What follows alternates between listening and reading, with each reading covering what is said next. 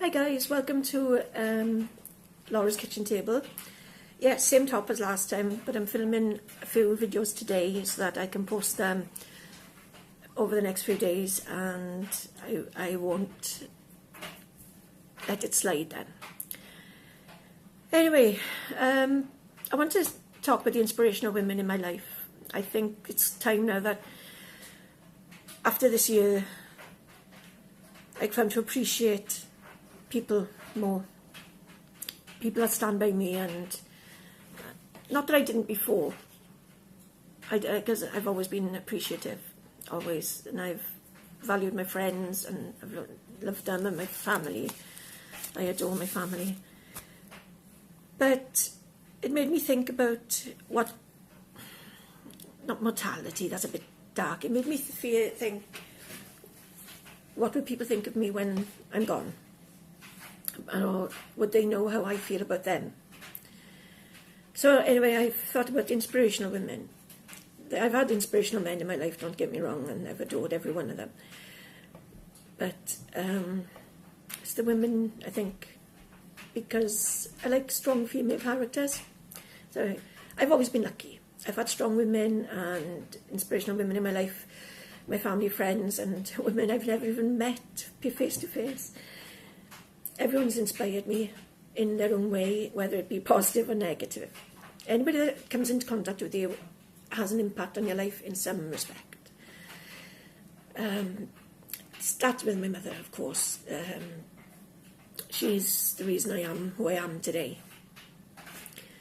Especially over the last 13, 14 years, she's shown me to be that she's a stronger woman. She was taken ill, and it was a 50-50 matter of time scenario.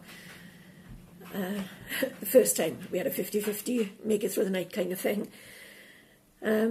She's got an immense inner strength and, for the most part, positive attitude about being wheelchair bound and having her independence, which I can understand to a certain extent, taken by and even today, undiagnosed illness, and knowing that it can happen again and again, and she might not wake up. To live with that has been, for all of us, a massive, not burden, worry. But anyway, she was in a coma for weeks on end, and then she came out of it, and it was like a reboot. Physically, she's taken she can't walk, she can feed herself, but she shakes, and bless her, she gets so embarrassed, and there's no need, it's not her fault.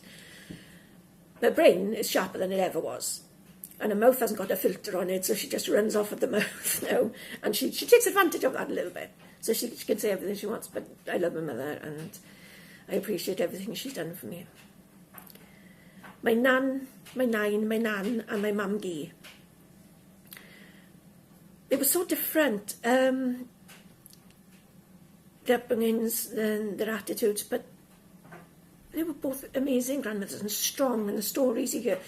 My grandmother borrowed money to buy my father's home, first home, his house, their house.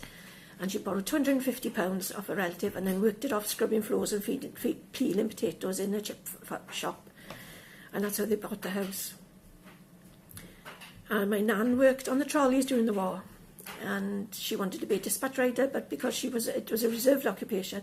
These women, you don't even know, amazing women, and the stories.